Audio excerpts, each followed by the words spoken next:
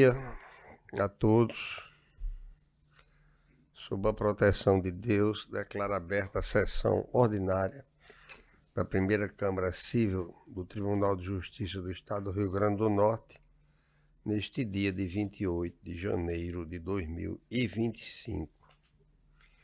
Leitura, discussão e aprovação da ata da sessão anterior. Todos de acordo? Sim, senhor. Expediente.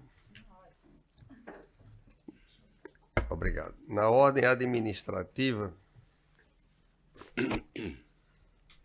cumprimentando os colegas advogados, partes e presentes, após uma semana afastado do Tribunal para a revisão de saúde, ausência física do tribunal, mas estava trabalhando virtualmente. A presidência propõe voto de boas-vindas do Dr. Herbert Pereira Bezerra, 17º Procurador de Justiça, que acompanhará a presente sessão.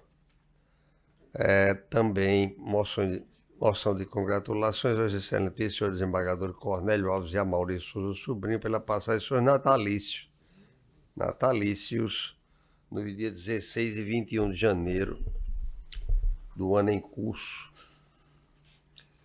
Há também uma proposta da presidência de congratulações ao excelentíssimo senhor Gildo Geraldo Costa de Azevedo, conterrâneo e amigo, esposo da desembargadora Lourdes Azevedo, pela passagem de seu natalício no dia 19 de janeiro do ano em curso. Todos de acordo com as proposições? Sim. Sim, senhor. Com a manifestação do Ministério Público, informo a vossas excelências que participarão da presente sessão o desembargador João Rebouças e o juiz convocado Roberto Guedes para julgamento de processo com ampliação de quórum. Proposições de comunicações, desembargador Expedito Ferreira. Bom dia a todos. Desembargador Dilermando Não tem, senhor. Cornélio Me Alves. acostar. Só agradecer a mensagem aprovada e propor também uma mensagem de congratulação pela passagem do aniversário de Vossa Excelência, que foi no dia 13, não é isso? Faltou oferecer a festa aí, por isso. Passa a presidência para apreciação da proposta ao Desembargador desembargador Expedito Ferreira. Me associo. Aprovado. Para efeito da boa ordem de julgamentos e objetivando sempre a rápida duração do processo, célere duração do processo, informo a Vossas Excelências que dia 17 de fevereiro devo me ausentar por 15 dias, pelo menos 15 dias, para procedimento médico cirúrgico. E então o funcionamento da Câmara será com Vossas Excelências e os processos da minha relatoria. Apenas os virtuais serão votados quando possível, ou antes ou depois dessa licença. Mais alguma proposição, alguma questão? Desembargador Dilermando? Não, senhor. Desembargador Cornélio, desembargador Expedito. Então, passemos à ordem jurisdicional.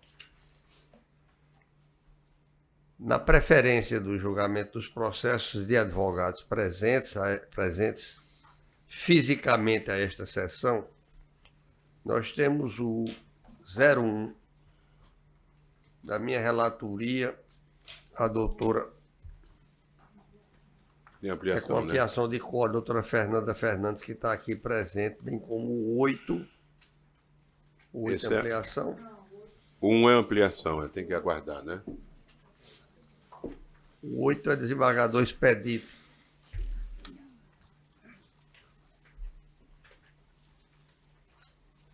O 8 é o desembargador Expedito.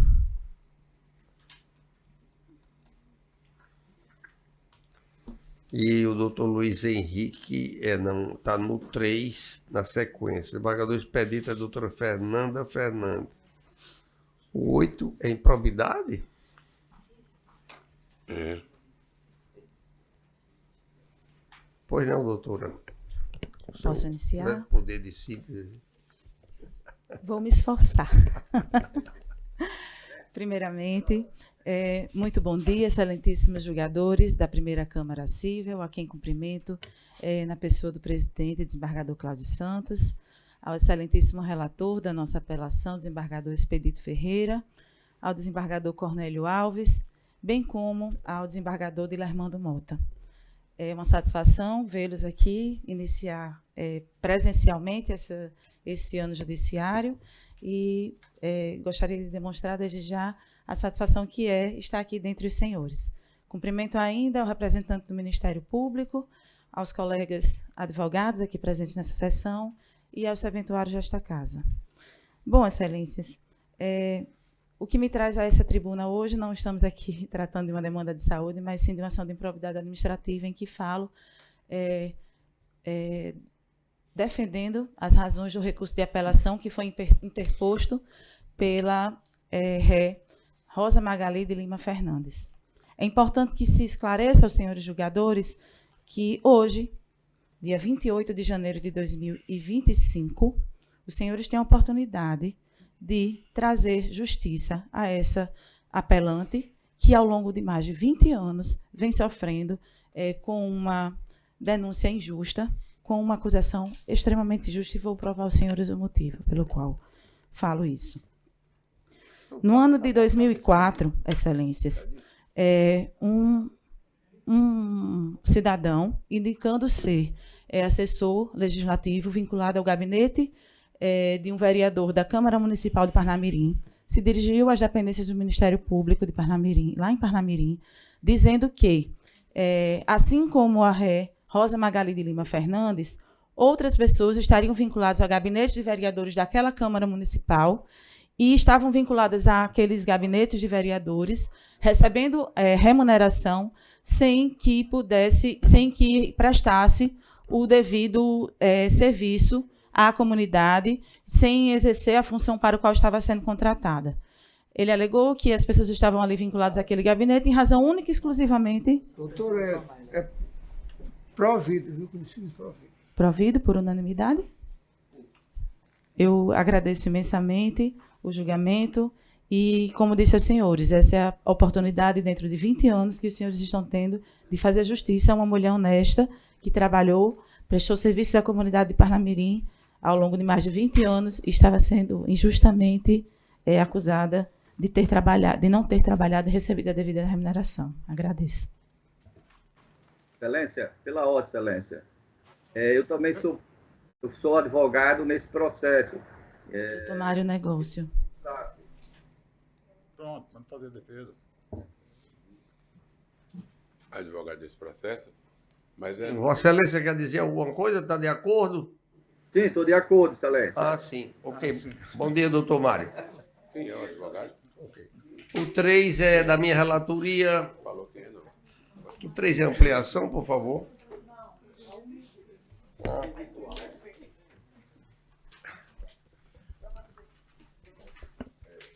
Mário Negócio. Pois não, doutor Luiz Henrique. Bom dia, excelentíssimo desembargador presidente, pessoa na qual saúdo demais embargadores aqui presentes, excelentíssimo representante do Ministério Público, senhores servidores, colegas advogados. Tentar ser bem objetivo. Eu falo em nome dos apelantes, que são terceiros garantidores em um contrato de cédula comercial, de cédula bancária, que veio a ser alvo de uma execução por parte do Banco do Nordeste. Execução essa distribuída em julho de 2017, sendo que os orapelantes, eles só tomaram conhecimento, só foram intimados da penhora de um imóvel do qual são coproprietários em julho de 2024, portanto, 7 anos após o vencimento da dívida e da execução do título de crédito. Na espécie, incide o artigo 70 da Lei Uniforme de Genebra, que prevê a prescrição trienal. Portanto, a execução em face dos ora apelantes, ela se encontra prescrita à luz do referido dispositivo legal e em linha com precedentes, os mais diversos dessa egrégia Câmara, inclusive alguns da relatoria de Vossa Excelência, desembargador Cláudio Santos, outros tantos da relatoria do desembargador Dilermando Mota, trouxe alguns aqui comigo, e referidos nos memoriais e na própria apelação. Portanto, em face dos apelantes, essa execução se encontra prescrita. Não poderia, inclusive, a citação dos demais executados se estender aos ora apelantes sob a alegação de haver uma espécie de obrigação solidária. Por quê? Porque o próprio artigo 71 da Lei Uniforme de Genebra estabelece que esse tipo de extensão não se aplica a essa espécie de contrato bancário. Dessa forma, há a prescrição, de maneira inequívoca. O primeiro tema que tratamos na apelação, invocamos esses precedentes, como eu disse, da relatoria do desembargador Cláudio Santos. Eu trago aqui dois, uma apelação civil 085-1233, dígito 47, de 2016, uma segunda 080-4977, dígito 38, de 2021, três precedentes da relatoria do desembargador Dilermando Mota, o 700, dígito 69, de 1999 ainda, o 0100, dígito 49, de 2017, e por último, o 023, dígito 81, de 2022, todos dessa egrégia Primeira Câmara. Além da questão da prescrição, como eu disse, os apelantes foram apenas intimados da existência de uma penhora em um bem do qual são coproprietários, enquanto que, a rigor, eles deveriam ter sido citados e deveriam ter integrado o processo desde o princípio, justamente para que essas matérias, e dentre outras, pudessem ser debatidas e discutidas e pudessem ter exercido seu amplo direito de defesa, o que não lhes foi permitido. E, nesse sentido, há uma violação clara ao artigo 803, inciso 2 do Código de Processo Civil, em linha com precedentes desta feita do egrégio STJ. Eu trago um específico, o ARESP 703-635 do Rio de Janeiro, da relatoria do ministro Raul Araújo, em cuja ementa ficou estabelecido que é indispensável que o terceiro garantidor figure como executado na ação executiva movida pelo credor, para que a penhora recaia sobre o bem oferecido em garantia. É exatamente a hipótese dos autos. Os apelantes não foram citados à época própria, vieram a tomar conhecimento através de uma simples intimação de que o bem em questão estava penhorado. Nesse sentido, houve a nulidade do processo. Há ainda que se observar, e eles o fizeram depois que foram intimados, que, a rigor, essa execução ela embute juros remuneratórios extorsivos e distantes do que prevê a legislação para essa espécie de negócio jurídico. Porque para as cédulas de crédito bancário, estabelece a legislação e a jurisprudência um limite de 12% ao ano, que não foi observado na espécie. O que se observa é que a execução traz uma taxa de juros anual de cerca de 25% ao ano, o que também denota a nulidade dessa execução nesse particular. Portanto, excelências, por esses motivos é que se pede, se roga o conhecimento e o provimento da apelação para que seja reconhecida a prescrição e, sucessivamente, a nulidade da citação, por ausência de citação, melhor dizendo, e, em último caso, a nulidade do processo pela cobrança excessiva de juros sobre o negócio jurídico. Muito obrigado. Nós temos aqui um voto pelo provimento do relator, voto do relator pelo provimento e 2 votos divergentes. Então vai para ampliação, aceitando aqui a prescrição. Na sequência, nós temos o 2, doutor Lucas Duarte, que vai ser ampliação de quórum. Doutor Bruno Henrique, o 7 e o 9 do desembargador Expedito Ferreira.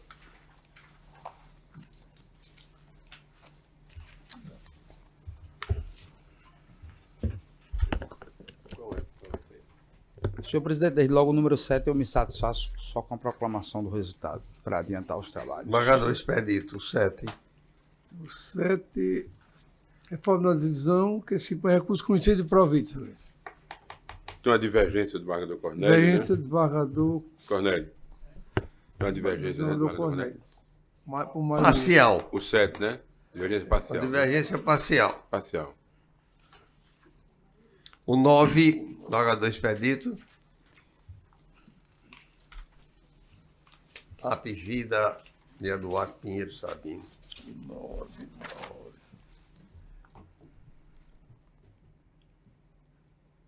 apelação do autor conhecido e provido, apelação do réu conhecido e desprovido, excelência. O 7, O 9. O 9, mas o 9 ele vai fazer a defesa. vai fazer. Vai fazer. Mas se tivesse sido provido integralmente, porque existem 2 pedidos, 3, aliás, nessa apelação da parte autora. Há uma concordância parcial do desembargador Cornélio no 9 e há uma concordância total do desembargador Dilermano no 9. Seria Para ampliação sobre essa questão parcial, eu não sei exatamente qual é, mas ele pode esclarecer, Vossa Excelência. Deixar para fazer a defesa na ampliação. Não, farei na ampliação. Então vai É para melhor, não é? a ampliação do quórum, né? Tudo bem. Tá bom. Muito obrigado. Na sequência, o 02 desembargador Dilermano, Igor de França apelado. Também extensão de quórum. É, tem que aguardar, né? Nós chamamos lá. Vá lá. O 10, doutor Daniel, do desembargador Expedito 10. E o 14 vai ficar para... É o 10 agora, desembargador Expedito. 14 vai ficar para depois, quando a advogada chegar. Com o doutor Clínica, por favor, doutor. Vossa Excelência fala por quem? Pela apelada. Pela apelada. Isso. Pois não. Bom dia a todos. Saúdo o presidente da sessão, desembargador Cláudio Santos, na pessoa de quem estendo a saudação aos vogais, aos seus colegas desembargadores, a representante do Ministério Público, colegas advogados, eventuários de justiça e todos, enfim, aqui presentes. Eu falo pelo réu, ora apelada, ao doutor Clínica e ao doutor Agamenon Severiano, e gostaria de falar que o ponto central discutido no presente processo diz respeito à ausência de comprovação de nexo de causalidade entre a prescrição médica, entre a conduta médica, entre o procedimento realizado e as consequências alegadas pela parte autora, ora apelante. A apelante alega erro médico, mas não demonstra relação da prescrição médica com o acontecimento. Só há, na verdade, nos autos, um fato comprovado, que a apelante não seguiu a recomendação do apelado, ou seja, aquela orientação para o pós-procedimento não foi seguida. Por isso, se pede a esta Câmara que tenha um necessário rigor técnico na análise das provas e naquilo que elas evidenciam de fato. Sobre as provas, nesse sentido, cabe trazer a lembrança do que prescreve o artigo 373, inciso 1º do Código de Processo Civil, onde se fala que o ônus da prova cabe ao autor. O que nós temos no caso concreto? Nós temos elementos de prova genéricos, elementos de prova insuficientes e uma ausência de relação lógica entre aquilo que está sendo narrado e aquilo que se pretendeu provar no caso concreto. Não há nos autos sequer uma prova que evidencie o nexo de causalidade entre a conduta da clínica e do cirurgião dentista e as consequências alegadas pela apelante. Por isso, cabe trazer o ensinamento do professor da Faculdade do Largo de São Francisco, o professor Gustavo Badaró, sobre a prova como elemento central no processo. Não basta que se alegue, é preciso que haja provas suficientes para corroborar aquilo que foi alegado. E o caso em tela não traz essas provas, não traz provas claras, não traz provas consistentes, assim como também não atende aos critérios elencados de relevância e de pertinência, sendo, portanto, insuficientes tanto do ponto de vista qualitativo, na qualidade das provas produzidas, como no ponto de vista quantitativo, na quantidade mesmo de provas juntadas aos autos. Dessa forma, não há elementos suficientes de prova para se estabelecer aí uma verdade processual daquilo que foi alegado. Dado justamente essa insuficiência de provas, essa, se me permitem, precariedade nas provas produzidas, bem como a ausência de estabelecimento do nexo de causalidade, uma razão para a condenação da apelada. Por isso se pugna pelo não provimento da apelação. Agradeço a atenção dos desembargadores. Obrigado. Expedito.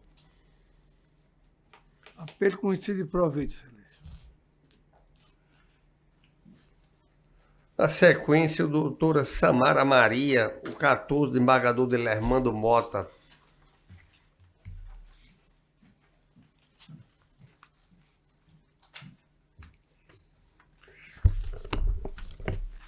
Vossa Excelência tem até 15 minutos para as suas razões. Por favor, se puder ser mais concisa, nos agradecemos. Mas fique à vontade. Pois não. Excelentíssimo senhor desembargador presidente, doutor Cláudio Santos, desembargadores aqui presentes, doutor Cornélio Alves, doutor Expedito, excelentíssimo senhor desembargador relator, doutor Delermando Mota, representante do Ministério Público, serventuários, colegas advogados aqui presentes, muito bom dia. Estou aqui hoje para sustentar as razões em um agravo de instrumento em que represento a parte agravante, senhora Deise de Oliveira Nogueira. Se trata de um agravo de instrumento que busca ver reformada ou minimamente suspensa uma decisão oriunda da Primeira Vara de Família de Mossoró, em que se trata de alimentos para ex-esposa e partilha. Informo desde já a Vossas Excelências que foi juntado um documento também ontem aos autos, meramente para reforçar as razões já trazidas no agravo de instrumento, que se trata especificamente, Excelência, tem 2 pontos principais esse agravo. Busca-se aumentar, majorar os alimentos compensatórios deferidos pelo juízo da primeira vara, que o pleito autoral é no sentido de 5 salários mínimos, por prazo determinado, cujo prazo inicial sugerido era de 5 anos a partir da realização efetiva da partilha. Se trata de um casal com um patrimônio relativamente elevado, porém uma partilha extremamente discutida e litigiosa, e que demandará bastante tempo. Por outro lado, o entendimento do magistrado, ACO, foi de deferir os alimentos compensatórios no valor de 2 salários mínimos em favor da ex-esposa, pelo prazo de 24 meses a partir da data da decisão. E aí chamo a atenção de Vossas Excelências que essa data já passaram 4 meses. Ou seja, estamos diante aqui apenas de, por enquanto, esperando, logicamente, que essa decisão seja reformada por Vossas Excelências, estamos apenas com 20 meses para o pagamento desses alimentos compensatórios à base de 2 salários mínimos. Salta aos olhos uma separação, um divórcio, em que o casal construiu juntos, por mais de 15 anos de união, um patrimônio relativamente alto e que hoje ela mora de aluguel em um apartamento de 48 metros quadrados, quando morava numa casa de 500 metros quadrados, num condomínio de luxo de Mossoró. O valor do aluguel, não faz vergonha nenhuma dizer, é R$ 1.500, que é praticamente mais de 50% do valor da pensão deferida em seu favor. O casal, quando juntos, tinha um avião, tem um avião, uma casa que está avaliada em mais de R$ 1,5 milhão. E essa pensão deferida, apesar de muito pequena, dá apenas para pagar o aluguel. Ocorre, Excelência, que esses 24 meses, vou falar apenas em 20 meses, foi deferida também no mesmo ato em que foi deferidos os alimentos compensatórios com este prazo, e eu chamo sempre a atenção porque o prazo é pior do que o valor de 24 meses, a partir da decisão, é que foi determinada juntamente com ela uma realização de perícia contábil, cujo perito foi nomeado no mesmo ato e que ontem mesmo declinou da nomeação, argumentou que não poderia aceitar o encargo. Além disso, há várias empresas do casal e outras em que em que a agravante alega que o ex-marido é sócio oculto, que também foi deferido pelo juiz Wacó, e nesse ponto ele acertou, com certeza, em que deferiu a desconsideração da personalidade jurídica. Porém, tudo isso está por vir, e que com certeza se trata de um processo que irá se arrastar certamente mais dos 20 meses que ela ainda terá de alimentos deferidos. Portanto, Excelência, o objetivo maior deste agravo é suspender a decisão do juízo de origem, no sentido de que os 24 meses deferidos para o pagamento dos alimentos sejam contados a partir da efetiva partilha. Porque, apesar de a agravante ser relativamente jovem, tem 39 anos, conta com 39 anos de idade, 40 anos fará agora, ela só trabalhou 13 anos para a empresa do marido, para a empresa deles. Foi funcionária deles, só trabalhou para eles e para a casa. Dessa maneira, ela não tem, e seria lúdico, seria ótimo se fosse real e verdadeiro, que ela conseguisse, de fato, se lançar no mercado de trabalho sem grandes qualificações nos próximos 20, sem ter qualquer recebimento do patrimônio que ajudou a construir. Em que empreender? Como pagar a faculdade? Qual a especialização? Portanto, Excelência, não se fala, não é apenas aqui do prazo, do valor, mas principalmente que o prazo específico para o pagamento desses alimentos, pode ser os 24 meses, mas a partir da efetiva partilha. Porque, por outro lado, quem terá pressa de fazer essa partilha, se está de posse e administração de todos os bens, se sabe que daqui a 20 meses não vai sequer mais pagar os alimentos compensatórios. Portanto, Excelência, venho aqui direto de Mossoró, de onde saí, tinha uma névoa, acredito, estava frio em Mossoró, buscar novas luzes aqui desta corte, no sentido de ver suspensa, seja dado o efeito suspensivo ao agravo para majorar os alimentos deferidos pelo juiz Wacó, mas especialmente que seja suspenso o prazo definido para o pagamento desses alimentos e que sejam contabilizados a partir e tão somente da efetiva partilha dos bens. Minimamente, os bens que são incontroversos, para que, de fato, a lei se aplique ao caso concreto, no sentido de ela efetivamente acessar e poder, sim, seguir a sua vida, poder se especializar e poder, de fato, entrar no mercado de trabalho. São nesses termos, Excelência, que peço vênia e o provimento do agravo interposto. Muito obrigada. Desembargador Dilermando. O voto conclui negando provimento e dizendo data venda do acerto do entendimento adotado em primeiro grau, pelo qual deve ser mantido como voto, Excelência. O desembargador, eu vou pedir ficha do processo, porque não absolutamente para, a princípio, discordar, mas para verificar melhor a questão, já que nesses processos tem demorado bastante em sua instrução. Principalmente o prazo, né, doutor? Hein? Da analisada no prazo. Exatamente, no prazo, e verificar melhor essa situação da empresa, de que ela, em tese, tem parte, é uma empresa de aluguel de máquinas pesadas, e me parece que a pessoa tem aquela situação de ainda crescendo muito numa região que é esse tipo de atividade, propicia lucros e crescimento significativos. De maneira que eu vou verificar esses aspectos e trago na próxima semana, a princípio, não para divergir, mas para examinar melhor as razões expostas. Não é? Então fica suspenso o julgamento até a semana. Aguardo o voto visto. Pois não, desembargador Coné. Ok. Mais algum advogado presente, afora os dois processos de ampliação de quórum? Nós vamos aí ver a possibilidade, desembargador João Rebouças e doutor Roberto Guedes virem a esta Câmara, né? E, enquanto isso, nós vamos julgando os processos em que os advogados estão presentes virtualmente.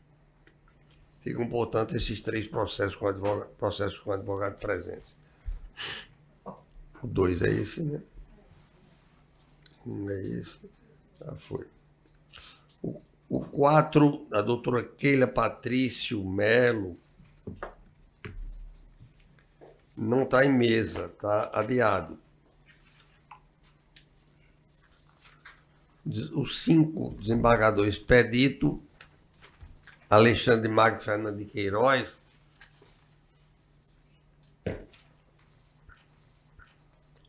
é um agravo de instrumento para o qual não cabe sustentação oral, por não ser tutela de urgência ou evidência. O 6, doutora Mirela Figueroa. Bom dia, Excelências. É o 6 da pauta. Bom dia, Excelências. Eu estou representando a doutora Mirela, que ela teve que fazer outra sustentação oral. Meu nome é Deison Santos de Oliveira. A da Unimed? Isso, Excelência. Nome e OAB.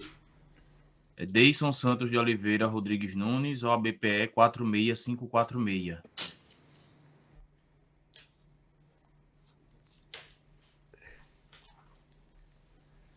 Pois não, doutor.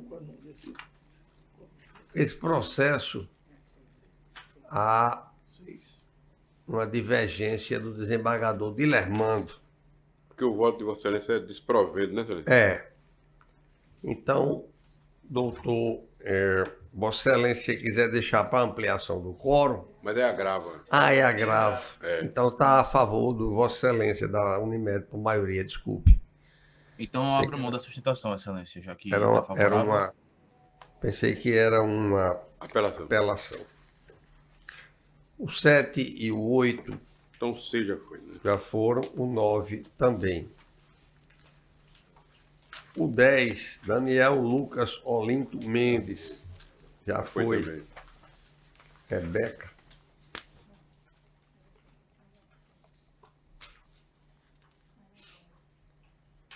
O 11, Daniel Sebadelli. O 10 já foi, né?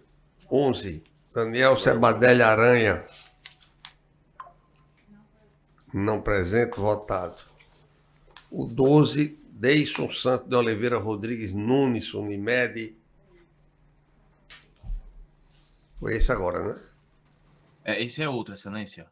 É outro processo. Essa é a relatoria do desembargador Pedito Ferreira.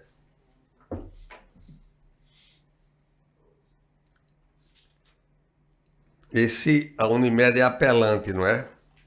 Isso. Pois não, doutor. Posso iniciar, Excelência? Por favor.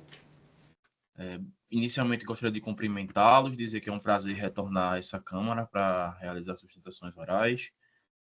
Gostaria de cumprimentar Vossa Excelência, doutor Cláudio, doutor Expedito, doutor Dilermando, membro do Ministério Público presente, servidores e colegas advogados.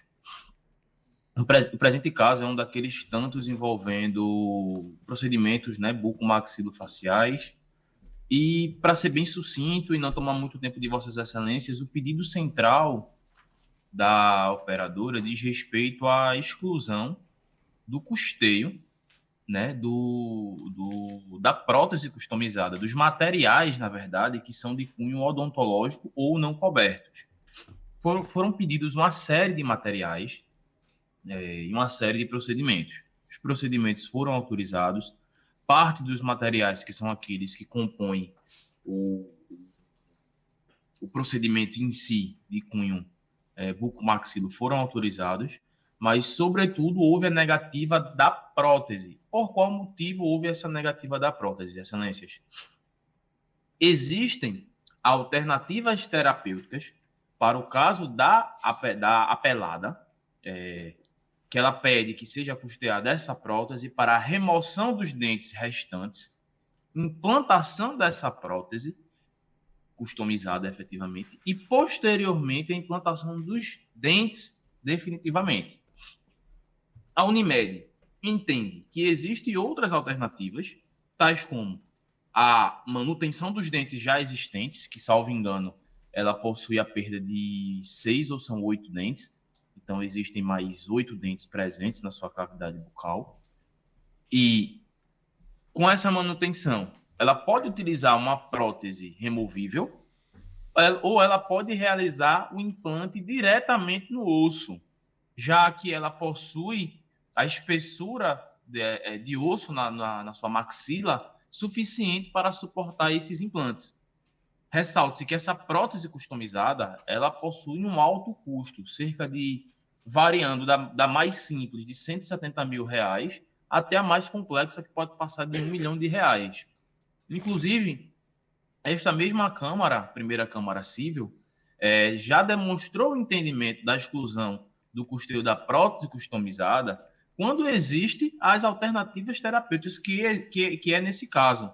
A apelação 084-6099, dígito 63 de 2021, de relatoria do desembargador Cláudio Santos, demonstra esse entendimento.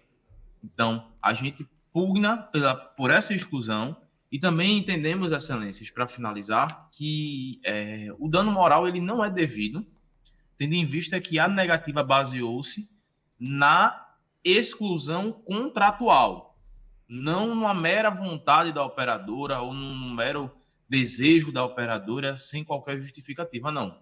Teve a previsão contratual excluindo esse material, conforme a própria RN que rege esses procedimentos determina que a operadora não é obrigada também a custear. Então, são esses os termos. Agradeço a atenção de Vossas Excelências e bom dia.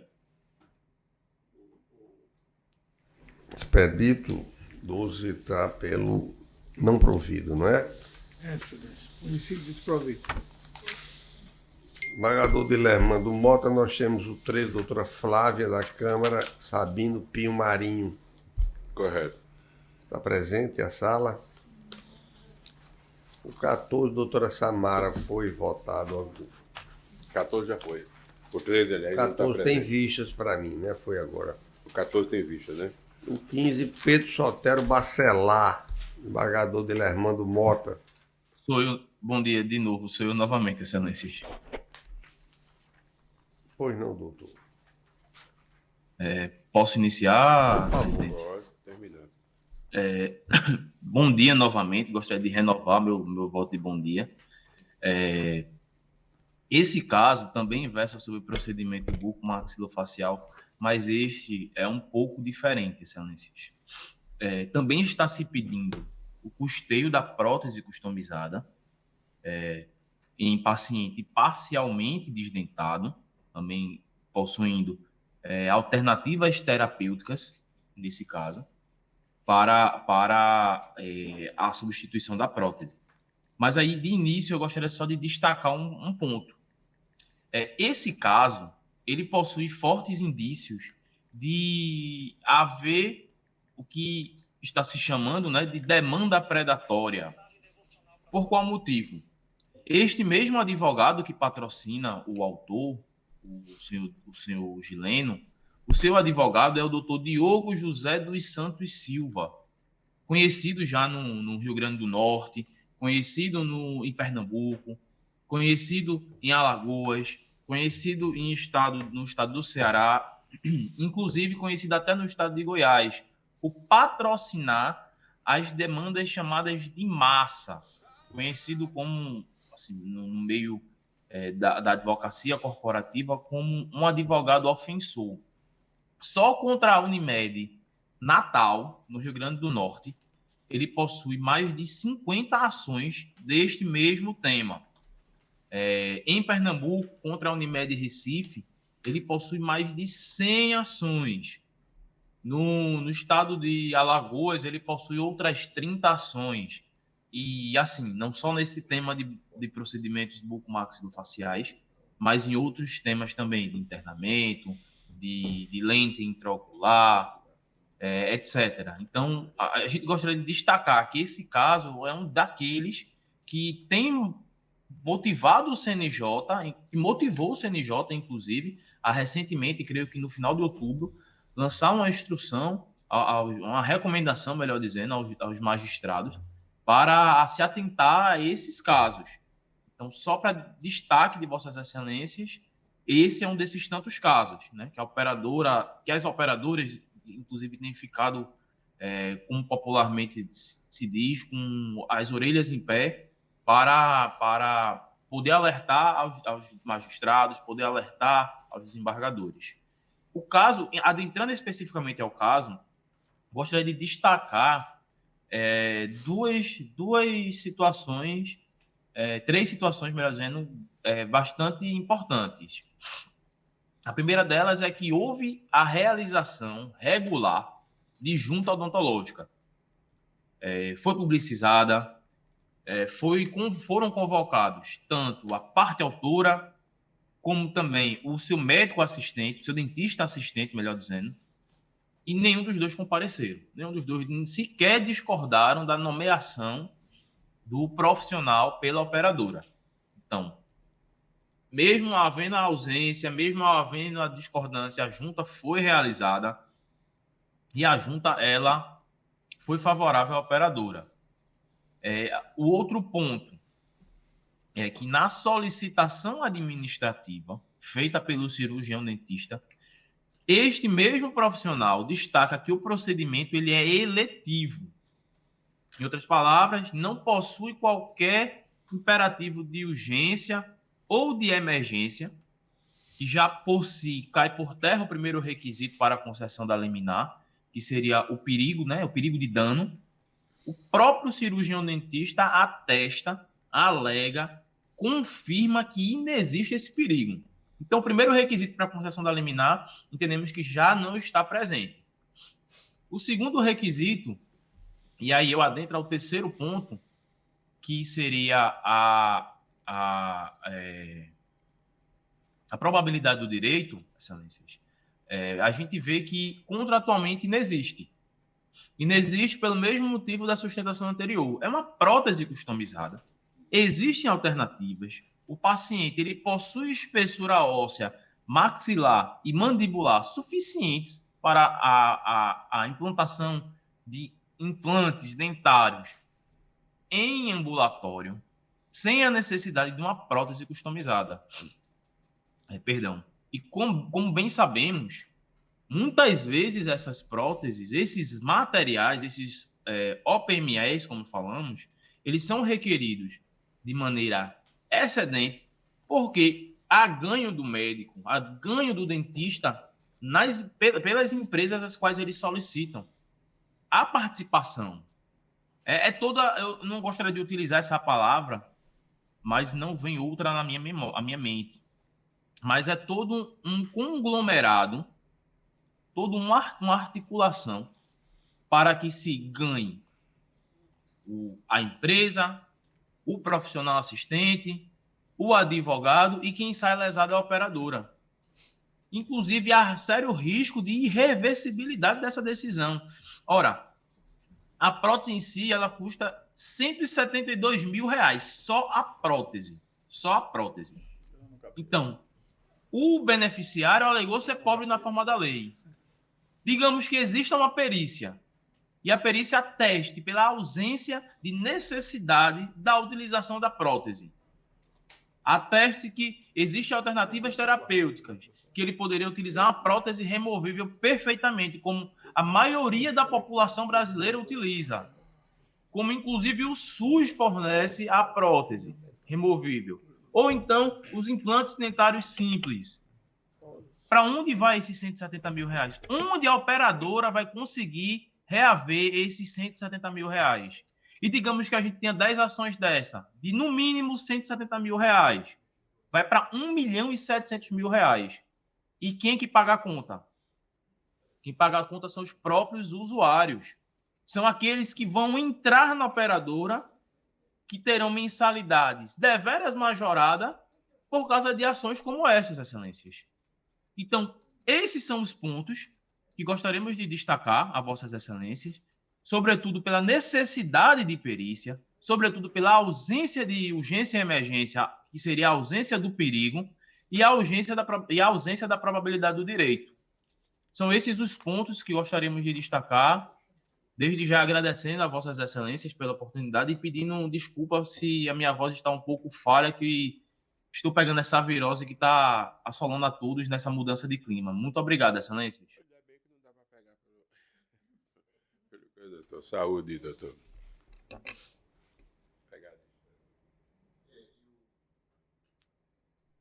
Eu vou pedir ficha do processo.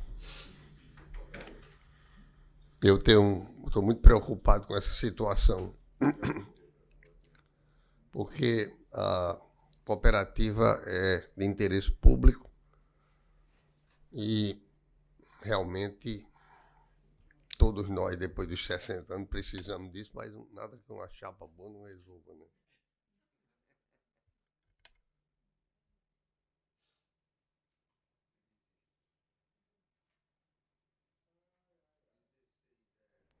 Lohane Torres Andriani.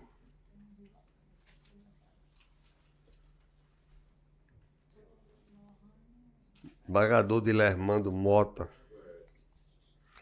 Votado. Doutor Breno Tilon Cachoeira Dantas. Estado do Rio Grande do Norte. É a outra parte. Pois não, estou aqui. Bom dia, doutor Breno. Bom dia, desembargador. Vossa Excelência tem a palavra. Pois não. 17 da pauta. Bom dia para todos, bom dia, senhor desembargador relator, bom dia, presidente. Nós não estamos ouvindo Vossa Excelência, está um eco e está muito baixo. Vossa Excelência tem que adequar seu equipamento.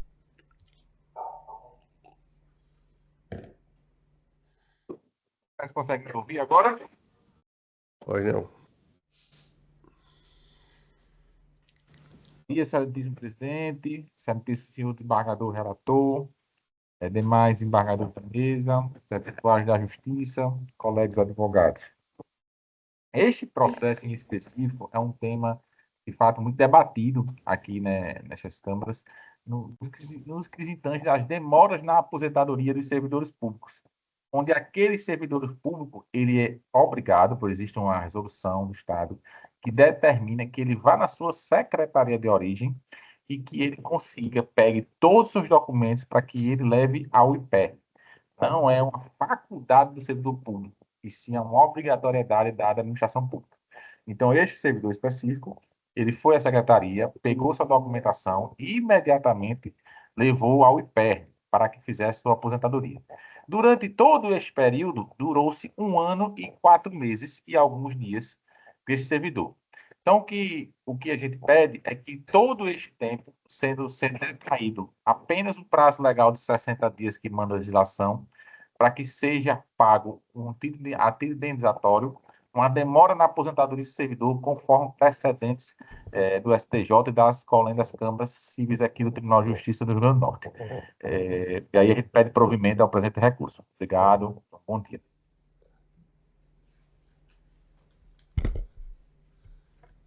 Desembargador Dilermando. Excelência, eu voto pelo desprovimento do recurso por conta de um detalhe. A responsabilidade é do ITEP e a data deve ser considerada a data do requerimento administrativo protocolado no IPERN, no IPERN, em 31 de janeiro de 2023, conforme decidiu acertadamente o magistrado de primeiro grau, não merecendo prosperar a alegação da parte autora de que deveria ter sido considerado o dia 22 de nove de 2021, razão pela qual eu estou conhecendo e estou desprovendo no meu voto, excelência. Eu estou divergindo parcialmente, como tenho feito nessa matéria, porque entendo desproporcional a indenização. Então, primeiramente, o dano moral é, de certa forma, relativo, que ele poderia até reiterar o pedido, ela poderia até reiterar o pedido. Mas eu vou aqui apenas indenizar com 1 mês.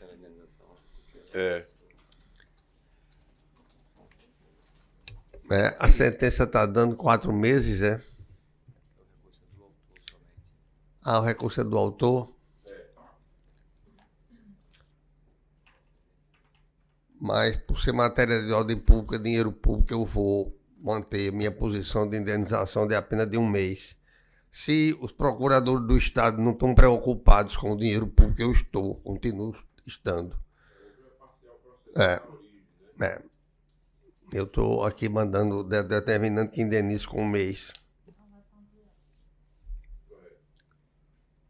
Já que entendo que é matéria de ordem pública. Vai para ampliação. O valor. Já foi. Não, mas tem as ampliações. Nós estamos aguardando os 2 e suspendo até a chegada dos colegas. 3 processos.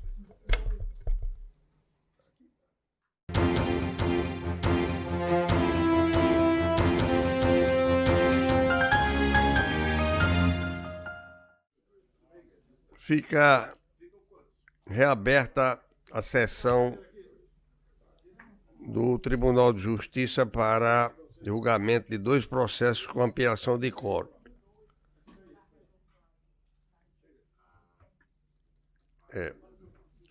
O 1 é o 1 que é da minha relatoria.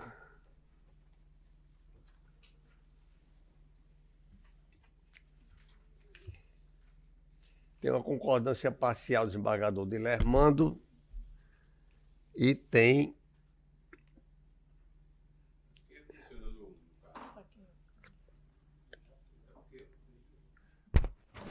Doutor Guedes funciona em 2 e o desembargador João só em 1, parece, né? É o impedimento, não suspensão. Tem sustentação no 2, né? No 1 não tem.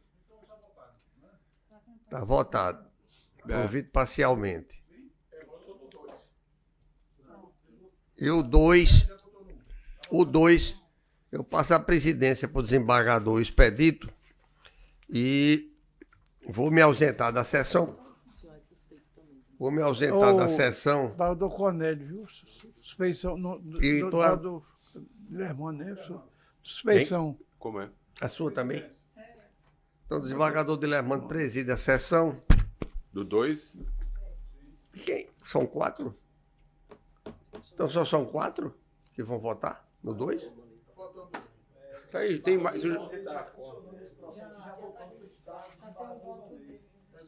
Mas não pode sem a presença dele. O dele, ele ficou vinculado. Agora, como ele é presidente, é uma questão a se resolver. Um minutinho, por favor. Hein? Não, eu acho que talvez seja o caso. Já funcionou, já está vinculado. Então tem que ver se for o caso de analisar, né? Conversar com ele. Hein? Tem sustentação dos dois. Mas a ampliação tem que ter a presença de novo. Ele pode mudar o voto, não está declarado o julgamento.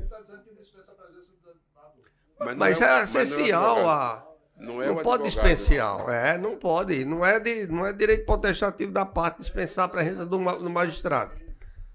Só pode funcionar ou com a presença dele, ou no caso que ele esteja na presidência, a gente vai ter que resolver isso. Vamos analisar.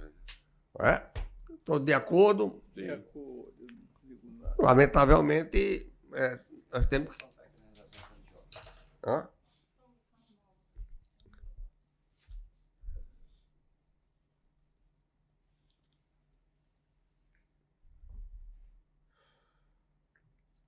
Ok, vamos examinar a questão, fica para a próxima sessão. Na próxima sessão a gente já decide, né?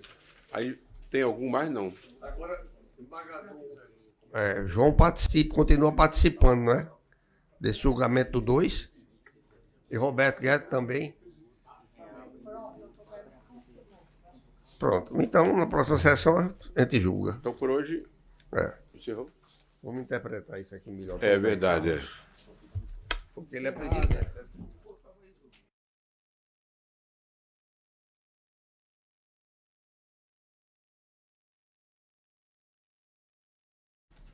Agradecer a presença do Dr. Roberto Guedes, desembargador João Rebouças, e nada mais havendo a tratar, declaro encerrada a sessão.